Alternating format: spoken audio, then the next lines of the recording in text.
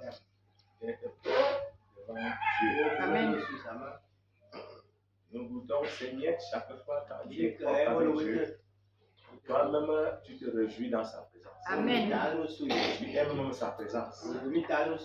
Et ça montre combien de fois ceux qui vont affranchir tous ces épreuves, ils vont voir le ciel. Combien de fois ils seront dans une joie ineffable.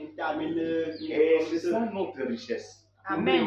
Tel que la révélation vient encore nous le dire, en courant, nous devons comprendre que vraiment la parole de Dieu est plus précieuse dans le cœur que l'or, que de l'argent, que les richesses.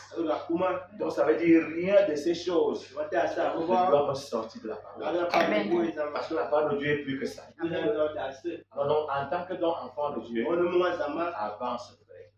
Avec cette propriété que Dieu t'a donnée, avec ce salut que Dieu t'a donné, avec cette paix que Dieu a ramenée dans ton cœur, au devant de lui, et avec ton frère, avec cette joie qui remonte, alors persévère, et tout cela va grandir, le jour au jour. Et dis Seigneur, je ne veux plus regarder tel que la relation vient de révéler, ce qui est dans la parole de Dieu, qui met la main à la charrue, et qui regarde encore en arrière, les points propres pour le rendre. Donc ne regarde plus en arrière, va de l'avant. Quand les choses de l'arrière veulent encore revenir, dis non, je ne m'occupe plus de vous. J'avance devant. Je dois atteindre le but par lequel mon Dieu m'a appelé. En son nom de Jésus. Alléluia. Amen. Nous allons ouvrir nos Bibles pour passer à la parole prêchée dans le livre de Philippiens. Philippiens chapitre 2, versets 1 à 4.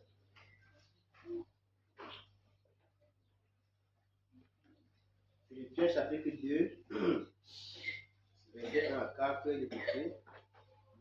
Si donc il y a quelque consolation en Christ, s'il y a quelque soulagement dans la charité, s'il y a quelque union d'esprit, s'il y a quelque compassion et quelque miséricorde, rendez ma joie parfaite ayant un même sentiment, un même amour, une même âme, une même pensée. Ne faites rien par esprit de parti ou par vaine gloire, mais que l'humilité vous fasse regarder les autres comme étant au-dessus de vous-même. Que chacun de vous, au lieu de considérer ses propres intérêts, considère aussi ceux des autres. Alléluia. Amen. Ok, donc c'est sur ce passage. Nous Nous allons nous édifier en ce jour de culte. Et voici le thème de notre message. Diverses exhortations. Diverses exhortations. Ici, nous voyons comment Paul prend le temps pour exhorter les frères de la manière qu'ils doivent vivre, pour vraiment être pleinement avec Dieu, pour conserver la paix au milieu d'eux, pour conserver Dieu au milieu d'eux. Il leur donne plusieurs exhortations. Et nous allons voir certaines de ces exhortations en ce jour de culte.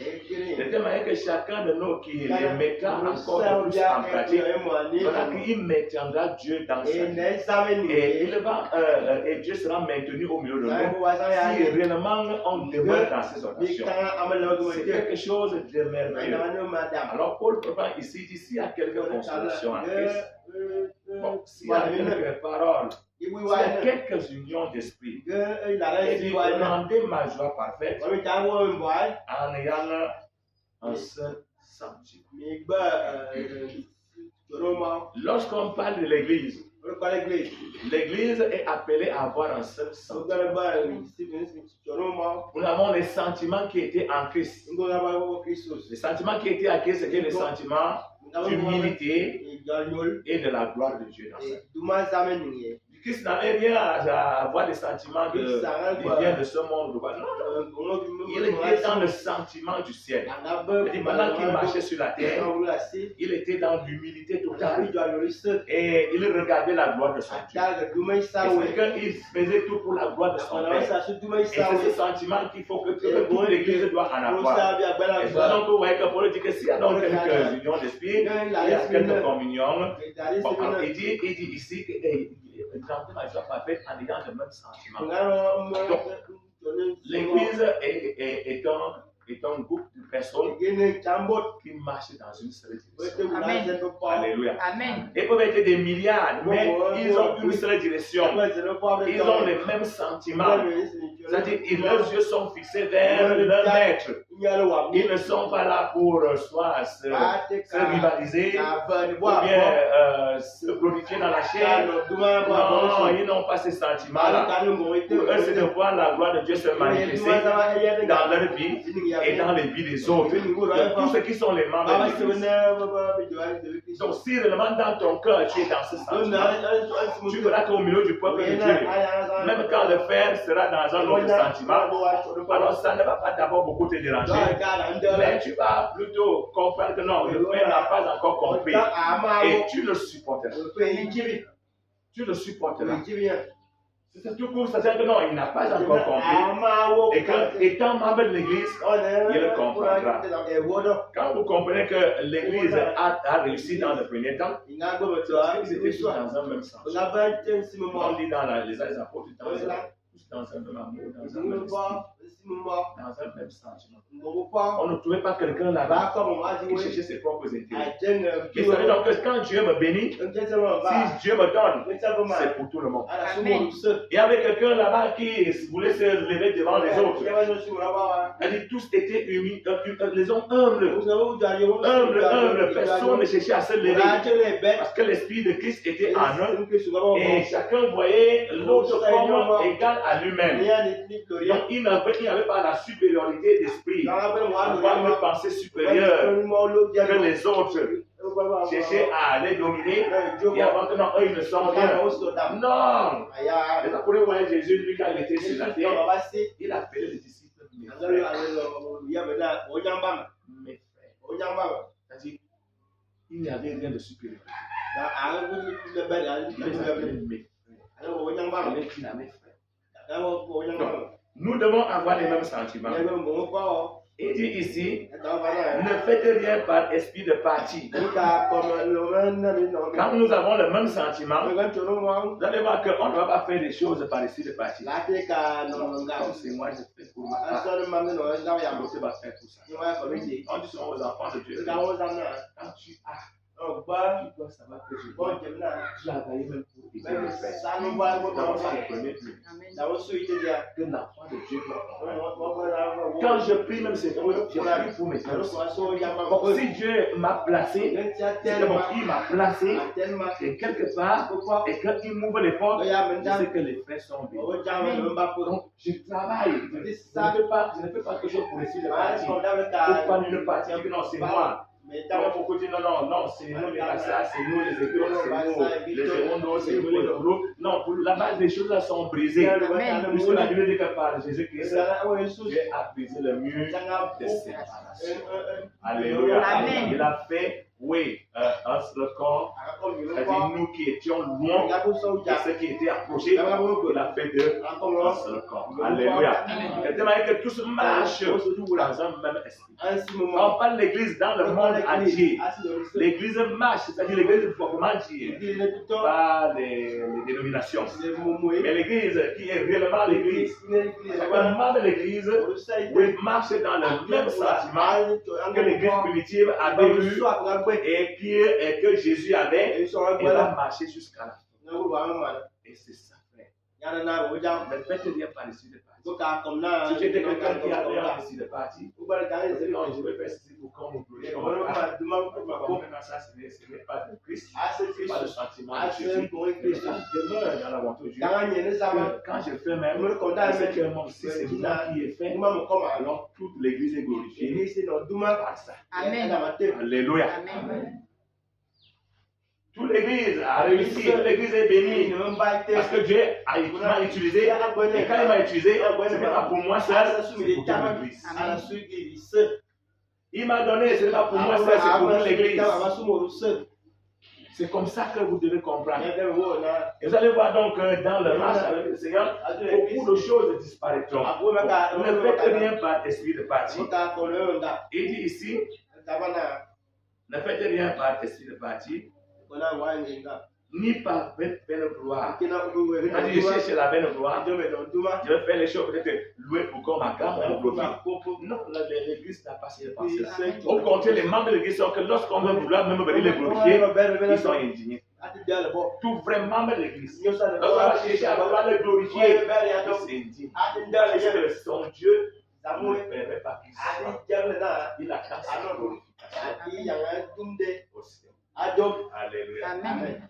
Un jour, Jésus, quand ils ont vu les miracles qu'il était en train de faire, la parole qui sortait de sa bouche, la puissance de Dieu qui travaillait, les gens ont dit, on va venir le prendre, le placer roi.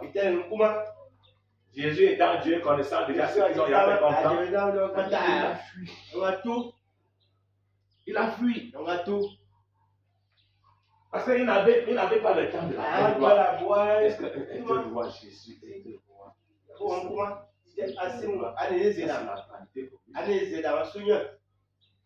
vous comprenez? Oui. Jésus est roi. Il est quel roi? Le roi des rois.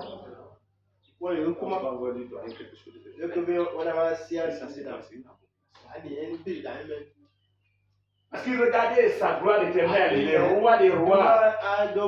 Si les membres de l'église voient vraiment quelle gloire les attend devant, vous allez voir que non, les belles gloires de ce monde-ci, on n'aura plus le temps de ça. On ne va plus chercher ça. Lorsque quelqu'un, par exemple, va un peu t'humilier, ça ne va plus t'énerver. Parce que ce n'est pas sur cette terre que tu attends de l'élévation. Alléluia. Amen. J'attends ça aussi.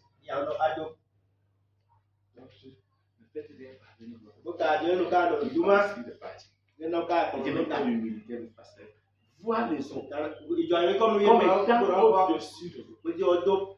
Un homme humble laisse qu'on l'élève. Vous comprenez? Il attend qu'on l'élève. Mais devant là où il est, il s'efface. Il s'efface. Il faut qu'on vienne l'élever parce que le humble se cache dans la terre. Il ne va venir que sortir. Vous comprenez? De sortir de la terre et t'élever. Donc un humble est quelqu'un qui regarde les autres comme au-dessus de nous. Je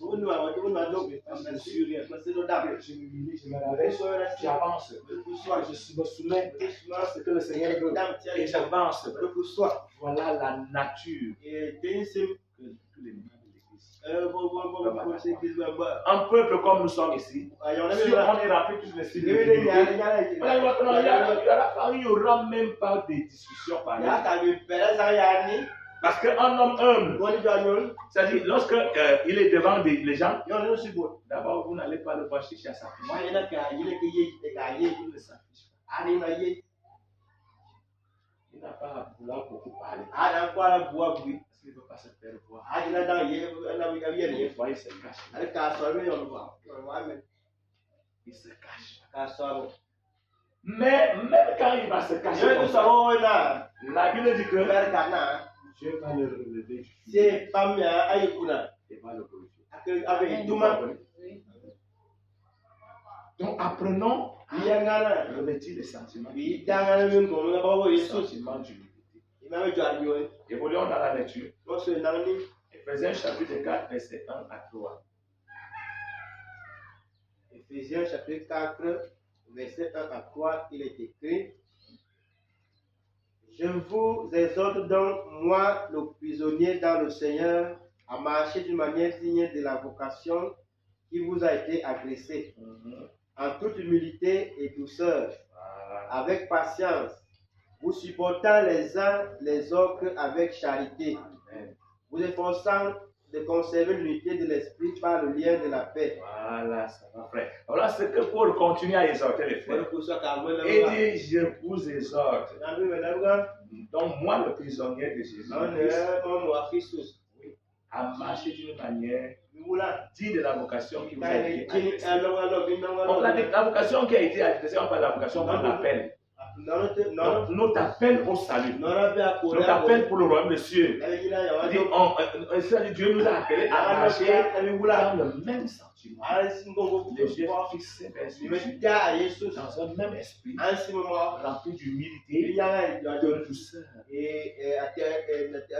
Donc, être déjà rempli de douceur et dire au Seigneur, rends-moi doux. Là où j'étais encore comme un lion, Seigneur, rends-moi doux, parce que je dois marcher dans cet appel-là. Tu m'appelles à devenir un homme doux au milieu de ton peuple. Et là, tout je peux être avec un homme doux, rempli d'humilité, rempli de douceur.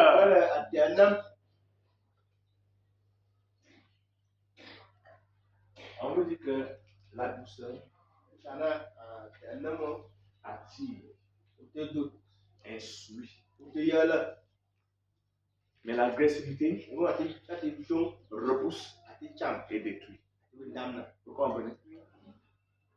Quand quelqu'un est agressif, dans ses paroles, par sa manière d'agir, il va construire les gens. Il va les détruire. Il va les construire, il va les détruire. Mais quelqu'un qui parle et qui agit avec la douceur dans sa marche avec Dieu, dans sa marche avec les hommes, va sauver beaucoup de personnes. Mais je vous dis que quelle grande grâce n'a pas été utilisée par Dieu. Une seule âme. Vous connaissez quelle gloire il a. Mais comme beaucoup n'ont pas encore les yeux ouverts, c'est-à-dire voir quelle gloire m'attend au ciel, parce que Dieu m'a amené à être utilisé par lui pour amener une âme au ciel.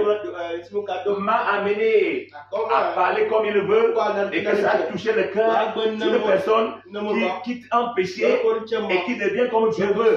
Quelle gloire j'ai au ciel. La douceur construit. Donc on doit être rempli de douceur. Quand on fait, peut-être il est encore arrogant, il vient avec une parole agressive sur toi. Si tu n'aimes pas l'enseignement, si tu le réponds avec douceur, il va briser son cœur. Amen. Vous comprenez? Mais si il vient avec l'agressivité, donc si tu réponds avec l'agressivité, c'est la guerre qui a commencé. C'est la guerre. Et vous ne pouvez pas vous construire. Vous allez tout vous détruire. Donc c'est ça. Voilà la vocation à laquelle on a été appelé. Marcher d'une manière de t'appeler. Parce que l'église a une manière de marcher. Dans l'humilité. Dans la douceur. Les uns envers les autres. Et continue à dire, marcher d'une manière de la vocation où vous avez été adressé, en toute humilité et douceur, avec patience. Avec patience. Quand vous comprenez que nous sommes le corps de Christ, tous les membres de l'église doivent être remplis aussi de patience.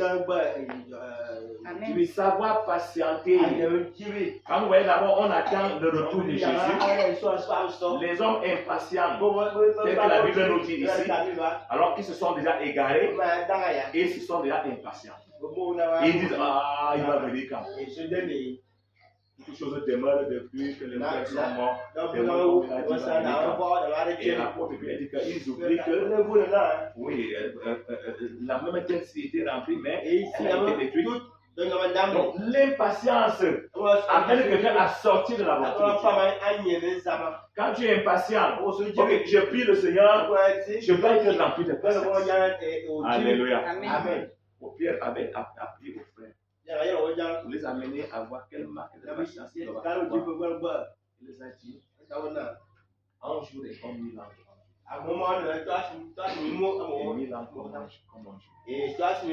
Donc les amène à comprendre que non, votre patience doit aller jusqu'à ce que Dieu agisse. Alléluia. Jusqu'à ce que Dieu agisse. Tu es patient. Et un homme patient, la patience est remplie de l'espérance. Quand tu es patient, la patience me pousse à espérer que non, ça va aller. Je vais changer. Amen. Il y a quel péché qui est en toi. Il y a encore quel problème en toi. Quelle difficulté en toi. Tu es rempli de la patience dans ton cœur. Tu pries ton Dieu. Quand le temps arrive, ça sera déclaré. Alléluia. Mais lorsque tu es impatient, tu peux me faire que peut-être il reste quelques jours pour que la solution arrive. À cause de ton impatience, automatiquement, tu te détournes et tu perds. Rempli de patience. Tu es déjà délivré dans le péché. Ton frère n'est pas encore délivré. Patient. Oh Dieu est bien. Alléluia. Amen. Il sera délivré. S'il a pas. Ok, bon, ok. Tu es béni. Et que veux-tu savoir la bénédiction? Ton frère n'a pas encore eu cette bénédiction. Non, frère, patiente. Oh Dieu. Ne te demande pas parce que tu es béni. Amen. Chaque chose arrive. Donc, on patiente. Que le temps de Dieu arrive et que la chose soit accomplie. Et continue à dire ici, vous supportant les uns les autres dans la charité. Voilà les choses qu'il faut remettre. Pour qu'une église garde Dieu au milieu d'eux, il faut ces choses. Savoir supporter. Les défauts de mon frère. Les défauts de ma soeur. Ses faiblesses. Savoir supporter. Oui, savoir supporter sa marche qui est une marche clopante. Quand on marche, et que le Seigneur Dieu qui est notre berger, il voit comment tous ces brebis marchent. Tous ces brebis ne marchent pas déjà dans la bonne manière. D'autres marquent, il y a bien les pas. Il y a d'autres qui viennent encore à pas tellement difficile, à pas lente. Mais Jésus les supporte. Alléluia. Il les supporte jusqu'à ce qu'ils arrivent. Et c'est la même chose que l'Église doit faire. Se supporter dans la charité. Et quand je supporte, ce n'est pas par lamentation ou par regret. Je supporte parce que la Bible dit que je supporte avec l'amour. En manifestant l'amour. Donc chaque fois je supporte, je sais qu'un jour, la personne va arriver. Parce que nous sommes en route vers le ciel. Quand les enfants d'Israël quittent l'Égypte, il devait faire une longue marche pour arriver à Canaan. Ce n'était pas une petite marche. Il fallait supporter. On voit donc dans cette marche, plusieurs n'ont pas pu supporter. Plusieurs n'ont pas été patients. C'est-à-dire, arrivé au désert, ils commencent à être remplis de convoitises. Pendant que Dieu formait leur vie pour amener chaque chose à son temps fixé. Ils arrivent au désert, ils sont remplis de convoitises. On veut manger la viande. Moïse donne la viande. Moïse donne la viande, c'est quoi? Il va nous donner la viande. Donc, qu'est-ce que tu nous appelles mal? Ça sera quoi? Il y a des choses que nous ne connaissons même pas. Dieu va, Moïse va vers Dieu. Et Dieu a opéré un miracle. Ils ont mangé la viande. Et quand ils ont mangé la viande, la Bible dit qu'ils n'ont pas patienté. Ils n'ont pas attendu l'exécution de la volonté. L'exécution du dessein. Donc, ils ont été pressés. Et maintenant, voilà la viande en bouche. Ils sont frappés. Parce qu'ils sont sortis de la volonté de Dieu. Donc, on doit patienter, se supporter. Supporter mon frère. Supporter ma soeur. N'en parlons pas nous de serviteur de Dieu. C'est les qualités qu'il faut qu'on serviteur de Dieu. Tu peux être rempli du Saint-Esprit, tu peux faire des miracles. Si te manque l'humilité, la douceur, la patience, tu ne peux pas soutenir. Tu ne peux pas. C'est des qualités qu'il faut avoir dans le cœur. Et là, tu vas voir comment Dieu t'utilisera beaucoup pour amener les âmes là où il veut. Le miracle, c'est seulement pour manifester la puissance de Dieu. Vous comprenez? Vous voyez que même le bois, c'est pour opérer le miracle. Si Dieu dit, oui, si Dieu te dit, allez, il va opérer. En mettant le service de Dieu, c'est-à-dire amener quelqu'un à atteindre le but, il faut avoir les qualités de Jésus. Savoir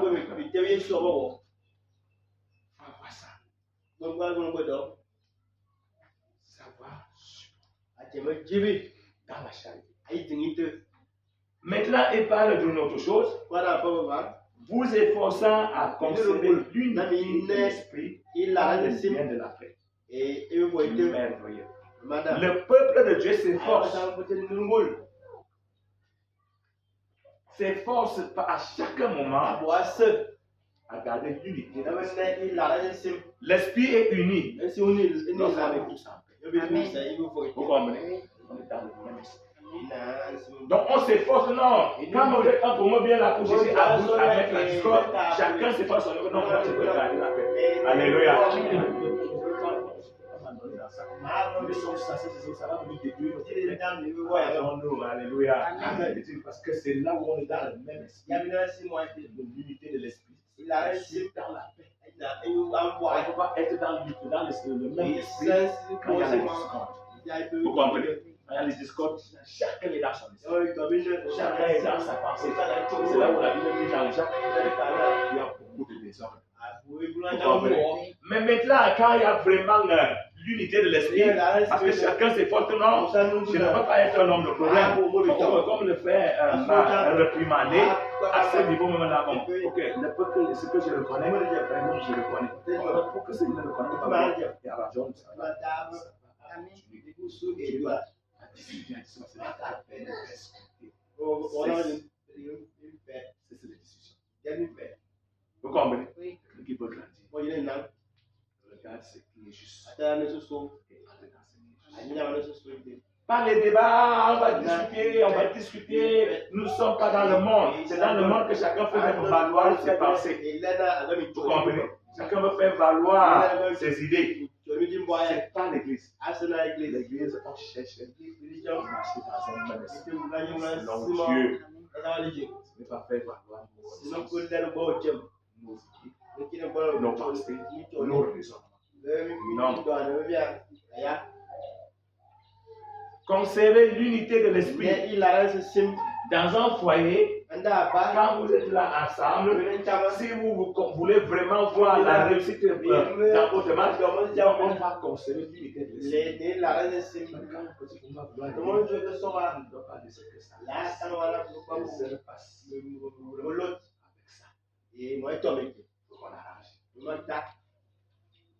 Si là c'est la femme qui est beaucoup fâchée, l'homme humilie-toi. Comme Jésus s'est humilié, tu te places. Alléluia. Pas belle ta femme et tu vas l'argent, non. Non, si l'homme est beaucoup fâché, la femme humilie-toi. Fâché ton mari. Dis que non, on a fait si. Pour regarder. Dans l'église, c'est la même chose. Et là, il demeure.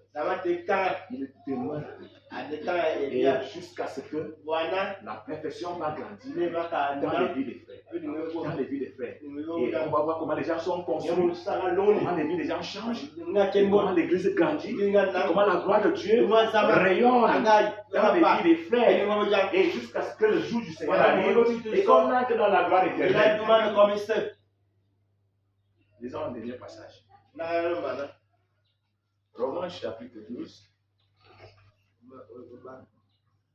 verset 9 au verset 16. Romains chapitre 12, verset 9 à 16, il est écrit que la charité soit sans hypocrisie. Ayez le mal en horreur. Attachez-vous fortement au bien. Par amour fraternel, soyez pleins d'affection les uns pour les autres. Par honneur, usez de prévenance réciproque. Ayez du zèle et non de la paresse.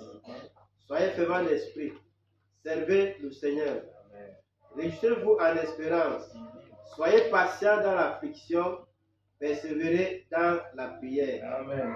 Vous voyez aux besoins des saints, exercez l'hospitalité. Bénissez ceux qui vous persécutent. Bénissez et ne maudissez pas. Réjouissez-vous avec ceux qui se réjouissent. Pleurez avec ceux qui pleurent. Ayez les mêmes sentiments les uns envers les autres. N'aspirez pas à ce qui est élevé, mais laissez-vous attirer par ce qui est humble. Ne soyez point sages à vos propres yeux. Voilà, l'apôtre Paul continue à exhorter les frères. Il dit ici que la charité soit sensible. Lorsque l'église marche, l'hypocrisie n'est pas la nature de l'église. La sincérité qui est la nature de l'église. Donc, quand je témoigne ma charité envers mon frère, envers ma soeur, il ne faut pas que j'ai d'autres choses dans mon cœur comme ça. C'est sans hypocrisie, c'est dans la sincérité. Ce que j'affiche à l'extérieur, c'est ça qui est dans toi. La charité doit être sans hypocrisie. Au milieu du peuple de Dieu. Donc, s'il y a un hypocrite qui a une charité hypocrite, bon, que le Seigneur l'aide à c'est ça la charité du monde. C'est ça que le monde a. Et c'est comme ça que Satan les donne la charité. C'est une charité hypocrite. Mais dans l'église, l'église, c'est les enfants de Dieu doivent avoir. Et dit, ayez le mal. L'église n'approuve pas le mal. L'église ne vit pas le mal. Chaque membre de l'église sait que le mal est une abomination. Alléluia. Amen. Que le mal est une abomination. Puisque Dieu reconnaît comme mal, chaque membre de l'église est cela. Il a ça en horreur. Il voit ça très mauvais. C'est ça que la vie de chaque chrétien. C'est la marche que l'église marche. Si nous sommes enfants de Dieu, ensemble, que tout ce qui est comme mal, et quand on le hait, on le met à côté. Alléluia. Amen. Donc dans une église, non, les enfants de Dieu marchent selon l'appel qui leur a été adressé. On va trouver que tous ont le mal en horreur. Si c'est le mensonge, ils ont le mensonge en horreur. Si c'est l'hypocrisie, ils ont l'hypocrisie en horreur. Si c'est l'orgueil, ils ont l'orgueil en horreur. Si c'est le vol, ils ont le vol en horreur. Si c'est la position, ils ont la position en horreur. Tout ce qui est comme mal, ils ont ça en horreur. Et continue à dire, attachez-vous fortement. Donc voilà comment les membres de l'église marchent. Je veux m'attacher au bien. Comme mon cœur est purifié, je vais m'attacher à l'amour. Quand même le mal va se laver, je ne mal jamais. Je m'attache à l'amour. Je m'attache au bien. Je m'attache aux bonnes pensées. Dès que les mauvaises pensées vont encore monter envers mon frère, envers ma sœur, je dis non, jamais. Je ne peux plus t'épouser. Alors je m'attache aux bonnes pensées. Voilà la vie chrétienne, frère. Voilà la vie des enfants de Dieu. Je m'attache fortement au bien. Et je marche comme ça jusqu'à la fin.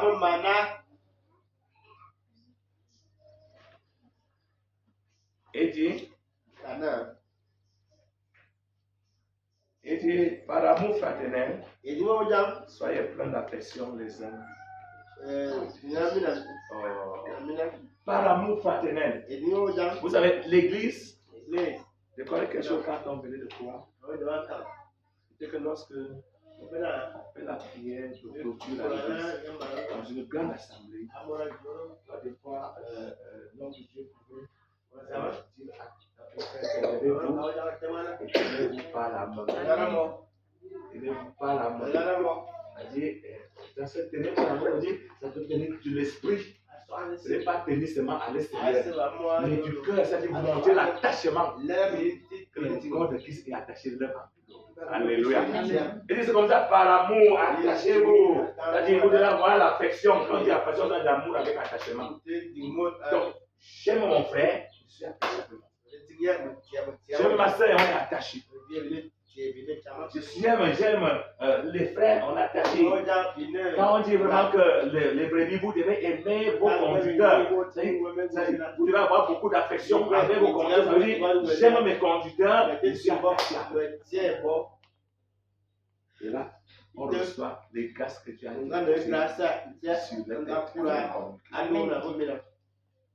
Entre les frères, on les aime, on est attaché aux frères. Et on avance comme ça. On voit comment le Seigneur fait grandir son œuvre. Et l'œuvre atteint le but. Il dit, par honneur, user de prévenance réciproque. Voilà. Par honneur. Voilà. User de prévenance réciproque. Oui. Il doit aider son frère. Il est dans une position négative. Il le prévient. Le frère me voit dans une mauvaise position.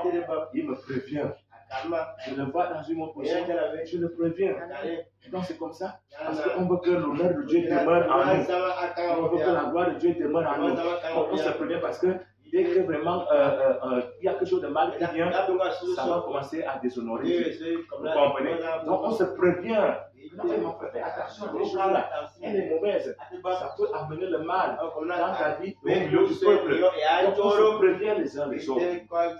Dans un foyer, non, on se prévient les uns les autres. Le mari prévient sa femme, et la femme prévient son mari. Même les enfants nous préviennent. Même les enfants, des fois, ils me disent.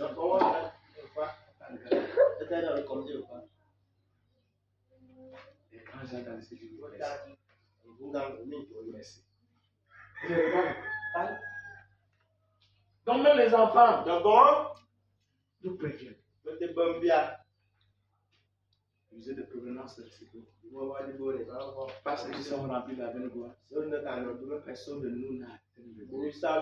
Vous l'avez dit quoi? Nous connaissons. Alléluia. Amen. Et d'ici quelqu'un pourra connaître qui c'est qui n'a pas encore connu comme ça. Donc ça veut dire que j'ai grandi encore. Je n'ai pas encore connu comme cela se doit. Et quelqu'un peut venir me prévenir et m'amener à avoir encore une autre connaissance. Il a grandi.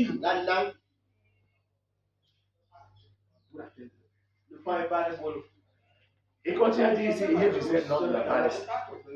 Oh mes frères, disposez pour servir. Ne soyez plus disposés pour le monde.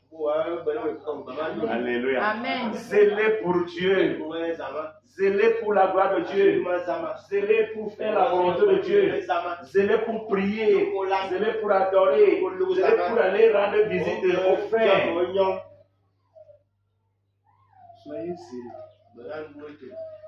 Il y a des gens qui ne sont pas zélés pour Dieu. Ils ne sont pas paresseux pour Dieu. Ils sont zélés pour les affaires. Ok, mon frère, que si cela est encore en toi, il faut prier le Seigneur. Il est l'envers sur les choses. Tu sois zélé pour lui. Là, tu vas voir comment Dieu va t'utiliser. Il dit, servez le Seigneur. Servez-le. Donc dans mon zèle, c'est pour servir Dieu. Si je ne sers pas Dieu, je vais encore servir Dieu. Je suis créé pour servir Dieu. Et maintenant, donc, ok. Et je suis racheté pour servir Dieu. Donc ma vie, c'est pour servir Dieu. Tout mon être est pour le service de Dieu. Et c'est ça la vie d'un enfant de Dieu. Et ça, donc à chaque chose, on sait que non, c'est Dieu qui doit nous diriger. Et on doit chercher bien que ça. Parce que notre corps, notre âme, notre être entier, nos biens appartiennent au service de Dieu. Donc à chaque chose, on cherche la volonté de Dieu. Il y a des enfants de Dieu qui sont apportés dans le monde aujourd'hui. Que le monde quête des choses, ils entrent dans ça. Le monde quête des choses, ils entrent dans ça. Il y a beaucoup de choses que beaucoup d'enfants de Dieu par ignorance peuvent encore faire, qui ne servent pas Dieu. Parce que tout ce que tu fais, tu dois savoir que non, moi je suis déjà serviteur de Dieu parce que j'ai cru au Seigneur. Il faut que tout ce que je fais soit pour eux. Alléluia. Il dit servez le Seigneur et soyez patient dans la patience. Que la patience revient ici. Quand on parle de la patience, on a des difficultés. L'église rencontre des difficultés. Même l'église est appelée à rencontrer des situations critiques qui peuvent arriver dans sa vie. Ok, le peuple de Dieu est appelé à rencontrer des difficultés. Un foyer chrétien est appelé à rencontrer des difficultés. Mais la Bible dit donc que dans ces afflictions, soyez patients. Ne vous troublez pas, ne vous dérangez pas, ne sortez pas de votre position meilleure avec Dieu. C'est-à-dire que l'affliction vient pour accomplir une œuvre. Vous comprenez? Chaque affliction qui vient dans la vie d'un enfant de Dieu, Dieu envoie ça pour accomplir une œuvre. C'est ça qu'il faut être patient. Jusqu'à ce que l'affliction finisse. Jusqu'à ce que ça finisse. Et dit persévérer dans la prière. On veut dire je suis patient et je persévère dans la prière.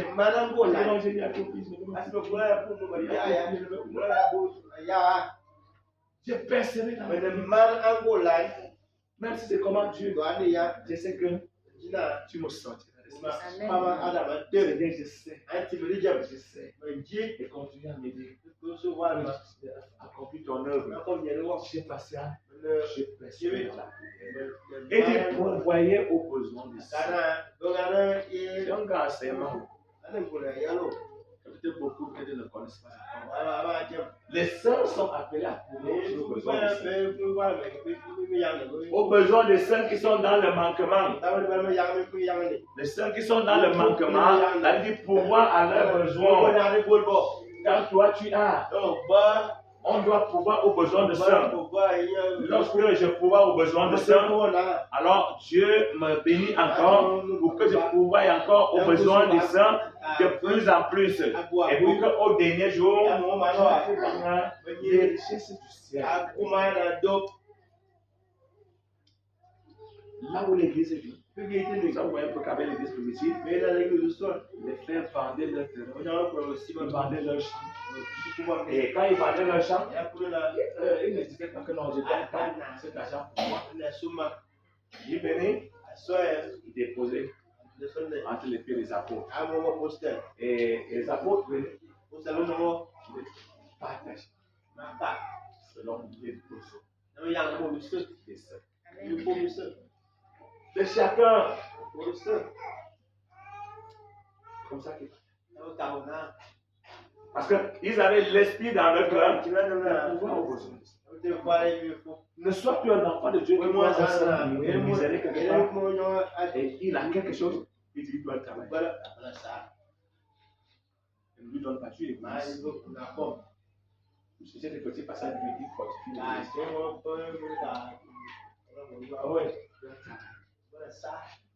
vous ne voyez pas dans quel contexte pour la gloire dans le contexte que vous et dit, vous voyez, et nous avons en nous l'esprit de Christ. Et tellement que l'esprit de Christ, nous témoigne que non, voilà les saints, vous voyez à leurs besoins. Il dit, exercer l'hospitalité. Voilà, savoir accueillir les gens. Savoir recevoir. Il dit, frère, lorsque tu es quelqu'un qui connaît recevoir les gens dans ta maison, au milieu de toi, tu ne rateras jamais les bénédictions. Je vous dis la vérité, frère. C'est chose que nous autres expérimenter. Tu connais recevoir, tu connais accueillir, tu connais aider, tu reçois beaucoup de grâce, tu reçois beaucoup de bénédictions, tu reçois beaucoup de soutien parce que tu sais que c'est l'hospitalité.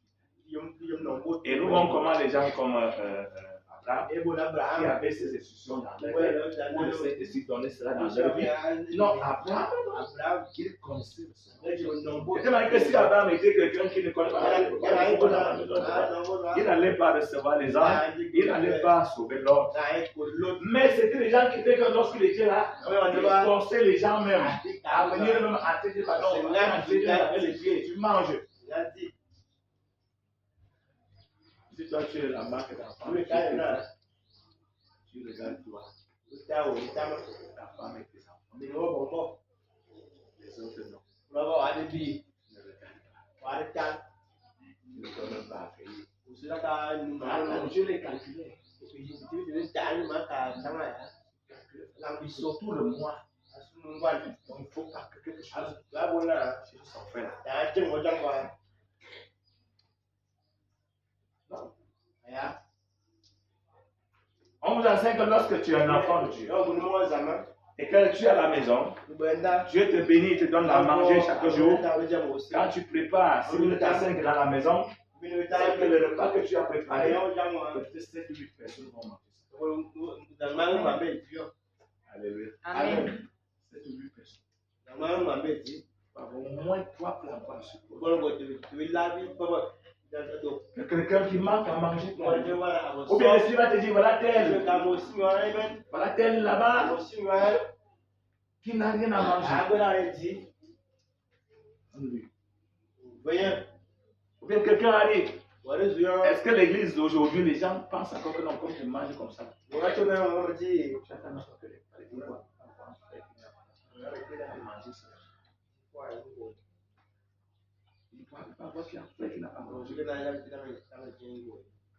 C'est comme ça.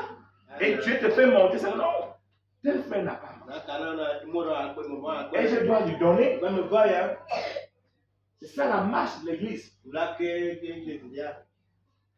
Savoir exercer l'hospitalité. Et tu vas finir en disant ici, réjouissez-vous avec ce qui se réjouissent. Quand quelqu'un est dans la joie, participe à sa joie. Étant dans la joie dans le cœur, si c'est même aussi avec nos moyens, on participe avec nos moyens. Pour la joie du enfant. On doit se réjouir parce que l'église est un bon corps. Parce que si un membre est dans la joie, non, ça communique la joie à tout le reste des membres. Alléluia. Amen. Ce n'est pas bon que par exemple un membre est dans la joie, l'autre soit artiste. Ça veut dire que peut-être qu'il y a encore quelque chose qui te dérange dans l'esprit. Non, la joie de ton frère, parce que Dieu l'a béni, ou bien Dieu l'a libéré de quelque chose, alors ça doit être aussi un peu de merci parce que tel frère est libéré. Alléluia. Dieu m'a délivré de quelque chose. Les autres aujourd'hui de cette alléluia.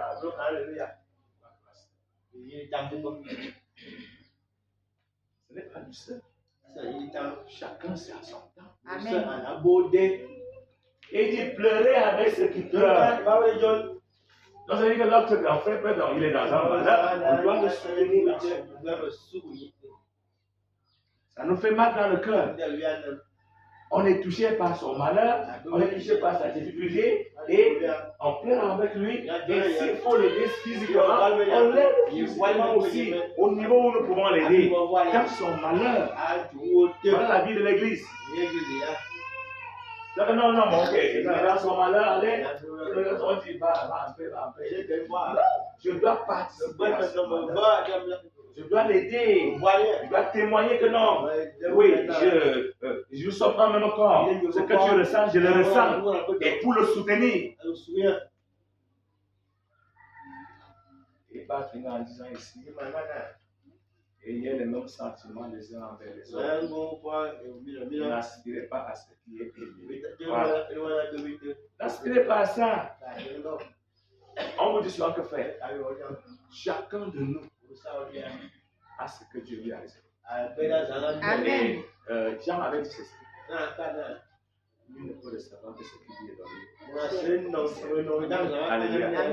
Donc, je peux aspirer quelque chose. Si je suis insensé, j'aspire quelque chose élevé, alors Dieu lui va m'humilier.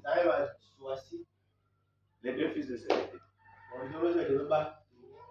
Pendant qu'ils sont là, ils n'étaient pas encore partis. Il sait qu'après ils ont été partis. Alors ils aspiraient à ce qui est élevé. Ils aspiraient. Ils ont dit à la vie éternelle. Jésus est avec eux. Maintenant, il dit qu'il faut qu'on soit rapprochés de Jésus. Toi, mon frère, tu seras à la roche de Jésus. Voilà ce qu'on aspire. Allons voir le Seigneur. Et voilà, ils sont partis voir Jésus. Et dit, nous voulons te demander quelque chose. Nous voulons que dans ton royaume, que telle soit la bouche de Dieu. Jésus dit, vous pouvez voir la coupe. Oui, nous l'avons. Vous la voyez. Comprenez ceci. C'est que vous m'avez. Lève ton nez, cassez le ne rien aspirer de ce qui est élevé. Jésus avait enseigné encore aussi aux disciples que lorsqu'on t'invite, même lorsqu'on t'invite, alors, en rentrant, va rester derrière. Amen. Pourquoi? Parce que si tu pars devant et qu'on a invité quelqu'un qui est plus élevé que toi, quelqu'un qui est plus élevé que toi, alors on viendra te dire, c'est de la place. Et va laisser là-bas derrière. Et quand on va t'enlever, mais le mieux c'est que tu ailles derrière. Si on t'a donc réservé la place de devant, que chacun de soi fait que ce qui lui a été réservé. Si on t'a réservé la place de devant, on viendra donc te dire, mon ami, tu es derrière.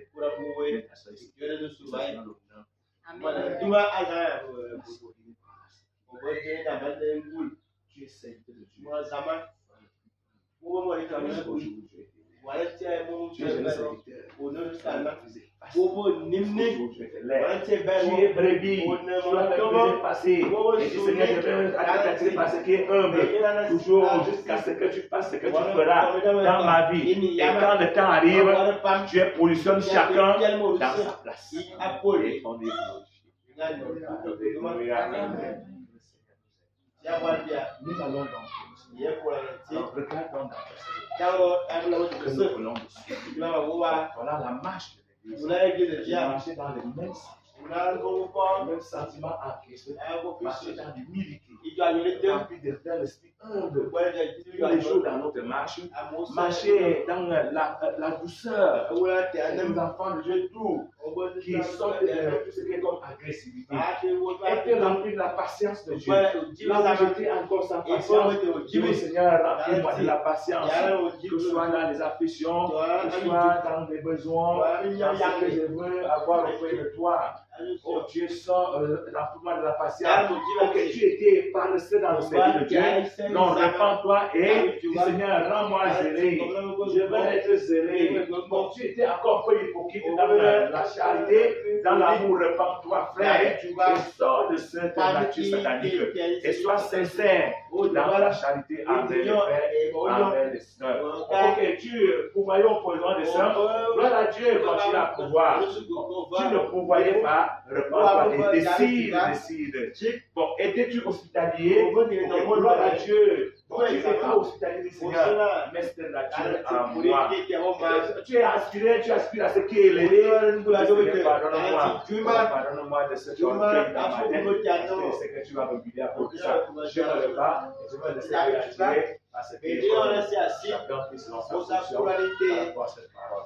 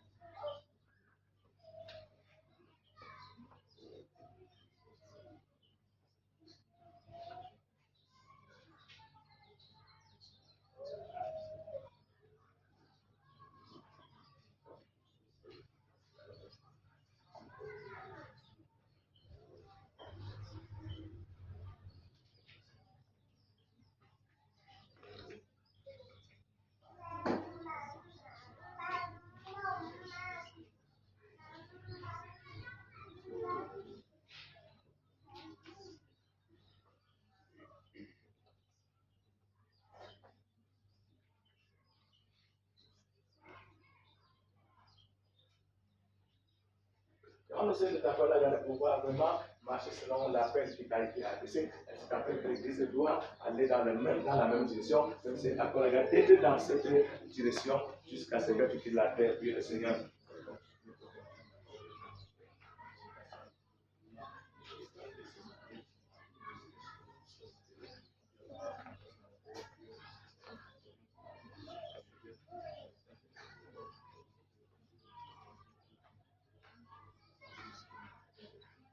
Le Seigneur qui t'accorde la grâce de continuer de plus en plus à cultiver la paix et à conserver la paix dans ton cœur envers Dieu et envers ton frère. Et forçant tous les jours à conserver cette paix. Puis le Seigneur.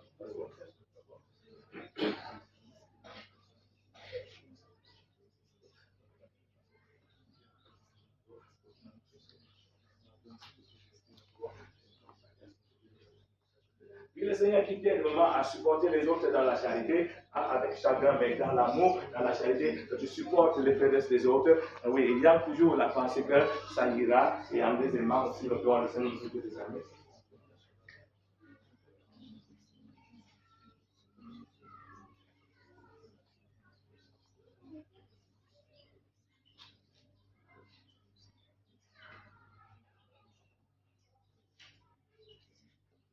Et le Seigneur qui t'aide à marcher jusqu'à la fin et à te dans la gloire éternelle.